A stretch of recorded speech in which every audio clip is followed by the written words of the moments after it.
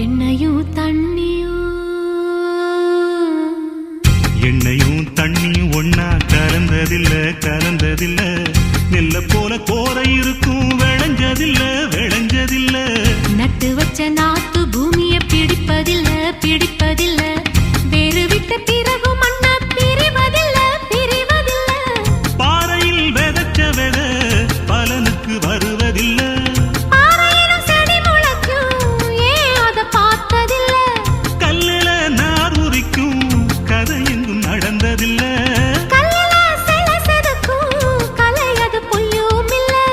இது விடுகதையா இல்ல விதியா ஏன் தலை சுத்தி போச்சு உண்மை நில தெரியும் அது புரியும் இது மழுப்புற பேச்சு அட ஏண்டா பேராண்டி